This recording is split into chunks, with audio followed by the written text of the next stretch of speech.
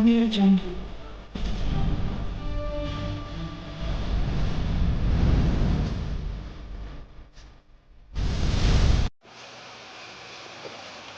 नमस्कार, मैं न्यूज़ गैली चैनल से मनोज हिसारी। आज हम पहुंचे हैं आम आदमी पार्टी के जिला कार्यालय हिसार में। हमारे बीच वीना हुड्डा कतीरा जी पहुंची हैं। उनसे हम रूबरू होंगे आम आदमी पार्टी की विषयों को लेकर, चुनावी समीकरण को लेकर, लोकसभा चुनाव में आने वाले विधानसभा चुनाव को लेकर और भी आम आदमी पार्टी से जुड़ी खबरों पर विस्तार से हम चर्चा करेंगे। मैं वीना जी से निवेदन करूंगा, आप अपना नाम परिचय बताएं और उसके बाद हम प्रश्नों का सिलसिला जारी करते हैं। नमस्कार जी, आपको भी और आपके सभी दर्शकों को मेरी तरफ से बहुत बहुत नमस्कार। मैं वीना हुड्डा कतीरा, महिला विंग स्टेट जॉइंट सेक्रेटरी, आम आदमी पार्टी हल्का बरवाड़ा से।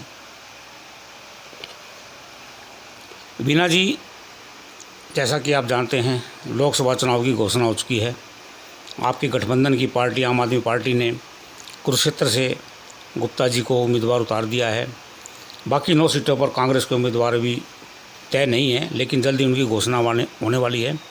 आप बताएं कि लोकसभा चुनाव को लेकर जो कुरुक्षेत्र में हमारे उम्मीदवार हैं वो, और जो अन्य सीटों पर कैसे रहेगा, किस तरह चुनाव लड़ा जाएगा, उसके बारे में बताएं, ताकि हम इस विषय को लेकर आगे हम चर्चा करेंगे। जो आम आदमी पार्टी के उम्मीदवार की बात है कुरुक्षेत्र की, वो हमारे सुशील गुप्ता जी हैं और बहुत ही मजबूत उम्मीदवार हैं वो। अब की बार झाड़ू हाथ के अंदर है, हाथ और झाड़ू मिलके अभी फूल की सफाई करेंगे। हमारे सभी कैंडिडेट जो अपने कांग्रेस के हैं, जो अपने गठबंधन के जो उम्मीदवार हैं, वो सभी मजबूत हैं और अब की बार हरियाणा में फूल की सफाई होगी। फूल की सफाई पर जिस तरह आपने चर्चा की है, हाल ही में भाजपा ने अभी सभी जितने अपने 10 के 10 उम्मीदवार हैं उन्होंने अपनी घोषणा कर दी है। और आप जानते हैं कि जिंदल परिवार अभी शामिल हुआ है बीजेपी के अंदर, और भी बड़े चेहरे, बड़े नाम आपके सामने आप सभी जानते हैं। क्या आम आदमी पार्टी और कांग्रेस का महागठबंधन जो बना है उसमें किस तरह भारतीय जनता पार्टी का मुकाबला करेगा, और कमल के फूल की जो आपने बात कही, झाड़ू की जो आपने बात कही, उसका मिश्रण होकर आम आदमी पार्टी किस जगह देखती हैं और किस तरह उससे पार पाएगी? आम आदमी पार्टी और जो अपना इंडिया गठबंधन है वो आज 1 नंबर पे है। आपने बात की कि बीजेपी के उम्मीदवार की, बीजेपी के अपने खुद के उम्मीदवार कहाँ हैं? एक भी अपना खुद का उम्मीदवार नहीं है। आपने बात की अभी जिंदल साहब की, जिंदल साहब अभी कांग्रेस से गए थे। 2 दिन पहले मोदी अपने मुंह से खुद ये कह रहे थे कि कोयला घोटाला, कोयला घोटाला। आज वो मोदी जी की शरण में चले गए तो क्या वो सभी साफ हो गए? वो कोयले में से हीरा निकल गया। आप इस चीज़ को देखें ना, जनता किसी को भूलती नहीं है, जनता जनार्दन है, एक एक बात जनता याद रखती है। जो भी उनके पास कैंडिडेट जितने भी दिए हैं बीजेपी ने, वो सभी भ्रष्टाचारी हैं। वो बाहर से आए हुए हैं, अलग अलग पार्टियों से आए हुए हैं। बीजेपी का खुद का एक भी उम्मीदवार नहीं है। बीजेपी डरी हुई है और डर और भय से किया गया कार्य हमेशा गलत होता है। बीजेपी के हर फैसले बीजेपी के ऊपर ही उल्टे पड़ रहे हैं। हमने सबसे पहले कैंडिडेट दिए, जनता के सामने सबसे पहला कैंडिडेट आम आदमी पार्टी ने दिया, इंडिया गठबंधन ने दिया, और हम अलग अलग तरह से हमारा प्रचार कर रहे थे। उस प्रचार को रोकने के लिए आप देख रहे हो बीजेपी क्या क्या हथकंडे अपना रही है। वो अपने हथकंडे अपना रही है, लेकिन हम किसी चीज़ से, हथकंडे से डरने वाले नहीं हैं। ये गिदड़ धमकी है, हम किसी धमकी से डरने वाले नहीं हैं। हम केजरीवाल की सेना है, वो एक मजबूत है, और हम मजबूती से अपना कुरुक्षेत्र में इलेक्शन लड़ेंगे और कांग्रेस का हर 9 की 9 विधानसभाओं लोकसभाओं में हम उनका साथ देंगे। आपने बरवाड़ा विधानसभा क्षेत्र की बात की है, क्योंकि आप दावेदारी रख रहे हैं। अभी विधानसभा चुनाव में अभी लगभग 6 महीने से ज़्यादा का वक्त है, लेकिन सभी पार्टियां एक दावा कर रही हैं कि हम महिलाओं को 33%, 35%, कुछ तो पार्टियां 50% दावा कर रही हैं कि महिलाओं को चुनाव के अंदर उतारा जाएगा।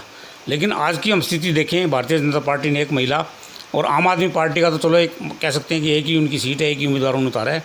आप क्या समझते हैं कि जो पार्टियों के दावे हैं उसमें आम आदमी पार्टी भी शामिल है, कांग्रेस, बीजेपी, अन्य पार्टियां भी, क्या आने वाले विधानसभा चुनाव में महिलाओं को, आपको लगता है कि आम आदमी पार्टी महिलाओं को कितनी तवज्जो देगी? और आप इस बात को समझते हैं कि आप कहीं ना कहीं उस महिला वर्ग से आती हैं, और जो आम आदमी पार्टी का उद्देश्य है केजरीवाल साहब ने भी कई बार घोषणा की महिलाओं को ज़्यादा से ज़्यादा तवज्जो देंगे। आपका इस बारे में क्या कहना है? केजरीवाल जी जो कह रहे हैं वो 100% सही है। आज हम महिला जो आम आदमी पार्टी में है उनको बहुत ज़्यादा, जितनी हमारी हैसियत है उससे भी ज़्यादा बढ़ के मान सम्मान हमारे को दे रहे हैं। रही आरक्षण की बात, और रही आपने बोला कि आप बरवाड़ा हलके से, अगर केजरीवाल जी मेरे को इस लायक समझते हैं तो मैं बरवाड़ा हलके से, अगर मैं बरवाड़ा हलके की बेटी हूँ, बरवाड़ा हलके का आज तक विकास नहीं हुआ, यही बरवाड़ा हलके की एक दुर्भाग्य समझो। क्यों नहीं हुआ? यहाँ से जितने भी उम्मीदवार हैं वो सब बाहर से आते हैं, और बाहर का तो अपना घर बनाएगा। अगर अपने हलके का कोई भी कैंडिडेट होगा वो अपने हलके के विकास के बारे में सोचेगा। अब बरवाड़ा का विकास आप देख लो कहाँ तक पहुँचा है। बरवाड़ा का विकास घर से सड़क तक भी नहीं पहुँचा पाया, जो सड़क एक बार बनते बनते 3 बार उखड़ चुकी है। ये बरवाड़ा का विकास है। क्यों है आज ये हाल बरवाड़ा का? क्योंकि हमारा जो अभी जो मौजूदा विधायक है वो बाहर से है, और आम आदमी पार्टी कभी ये गलती नहीं करेगी। आम आदमी पार्टी बरवाड़ा हलके के ही लोग कई मान लो उम्मीदवार उतारेगी, हलके का उम्मीदवार उतारेगी। मैं उस हलके की बेटी हूँ, और बेटी होने के नाते अगर केजरीवाल जी मेरे को इसका आशीर्वाद देते हैं तो मैं इसका केजरीवाल जी को जीत का सेहरा भी दूंगी। क्योंकि बेटी एक हलके में अगर कोई बेटी अपने घर से भी कोई भी काम करती है तो वो सबसे पहले मायके में मेरी जन्मभूमि है, मैं 23-24 साल वहाँ मेरी कर्म भूमि जन्मभूमि सभी है, और मैं बरवाड़ा हलके के विकास के लिए जी तोड़ मेहनत करूंगी। और अब भी कोई भी अपना रोड प्रदर्शन है, रोड के लिए हमने प्रदर्शन किया कई बार, जब ये गड्ढे हुए तभी हमने बरवाड़ा की आवाज़ उठाने का बहुत काम किया है। हर बार हम बरवाड़ा की आवाज़ उठाते हैं।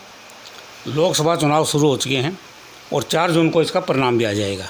उसके बाद मैं समझता हूँ कि 4 या 3 महीने मुश्किल से बचेंगे। बरवाड़ा विधानसभा क्षेत्र में समझता हूँ 40 ऊपर गाँव हैं।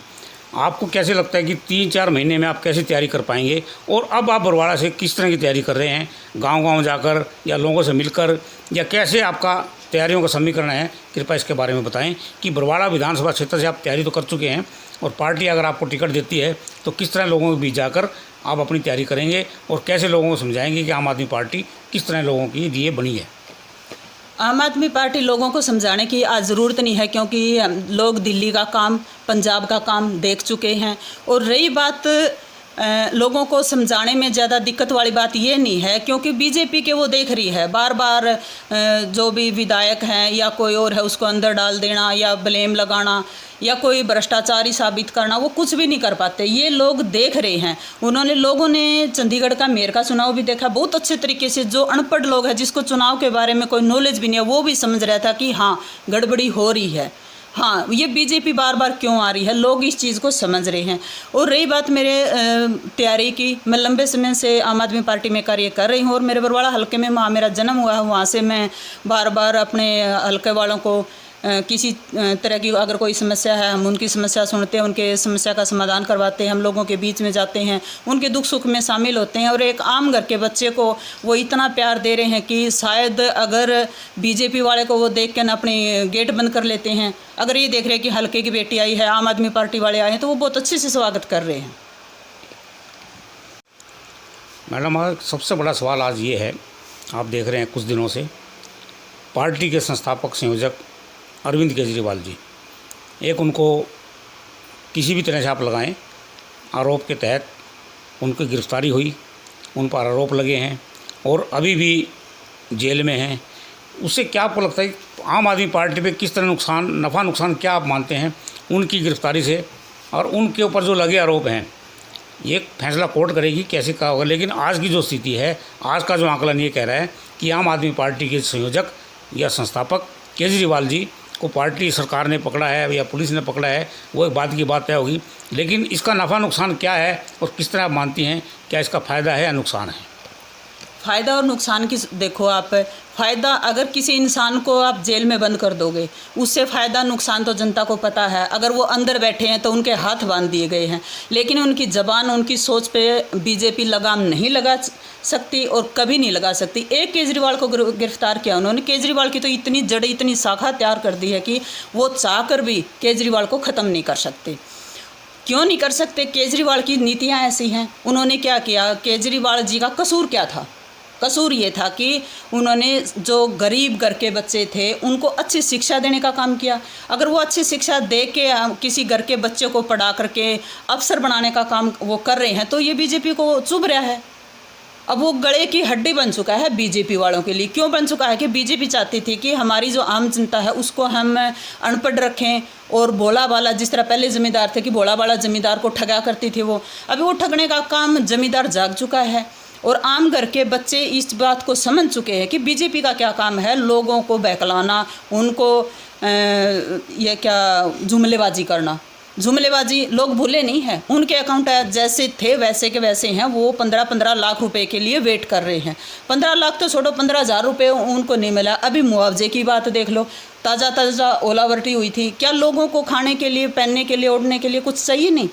खाने के लिए उनके पास दाने नहीं है। अगर आज आप देखो तो ओलावृष्टि से सब कुछ ख़त्म हो चुका है। ज़मींदार बिल्कुल तहस नहस हो गया। जो ज़मींदार के पास था वो ख़त्म कर दिया आराम ने। ऊपर से ज़मींदार के ऊपर, किसान के ऊपर उन्होंने लाठियाँ, गोलियाँ, जो चाहे मर्जी उन्होंने जुल्म किए। क्या किसान भूल गए इस चीज़ को? बीजेपी चाहे जो कुछ बदले, या कैंडिडेट बदले, या उनको धमकाए डराए। अब जिंदल साहब वैसे तो जाने वाले नहीं थे, अब उनको पेच कसे हैं। कोयला घोटाला एकदम से ख़त्म हो गया, कहाँ गई उनकी फाइलें? कुलदीप बिश्नोई जी हैं, कहाँ गई उनकी फाइलें? केजरीवाल जी को तो 31 हज़ार की पेज की फाइलें उनके पास हैं, लेकिन इन लोगों की फाइलें कहाँ हैं? जनता इनसे सवाल पूछती है, मौजूदा सरकार से सवाल पूछती है कि कहाँ है उनकी फाइलें। बीजेपी वाले प्रदर्शन कर रहे हैं तो उनका कोई रोक टोक नहीं होता। आम आदमी पार्टी वाले अगर अपने दफ्तर तक जाते हैं तो उनको रोक लिया जाता है। ये तानाशाही है। लोग इस तानाशाही से बिल्कुल परेशान हैं और लोग जानते हैं अब की बार बदलाव ज़रूर होगा। अब की बार बदलाव ज़रूर होगा, ये कहना है वीना हुड्डा कतीरा जी, आम आदमी पार्टी की एक संगठन की बड़ी नेत्री, और आने वाले विधानसभा चुनाव में बरवाड़ा क्षेत्र से तैयारी कर रही हैं। उन्होंने गागर में सागर भरते हुए एक आम आदमी पार्टी से जुड़ी विषयों पर चर्चा की, लोकसभा चुनाव पर चर्चा की, और ये बताया कि किस तरह केजरीवाल जी को फंसाया गया है। या ये उन्होंने ये भी कहा कि भाजपा दूध की धुली नहीं है। कई विषयों पर उन्होंने चर्चा की। मैं न्यूज़ गैलरी समाचार पत्र, न्यूज़ गैलरी चैनल की ओर से उनका आभार व्यक्त करता हूँ, धन्यवाद करता हूँ कि उन्होंने अपने कीमती समय में निकाल कर हमें समय दिया। धन्यवाद वीना जी।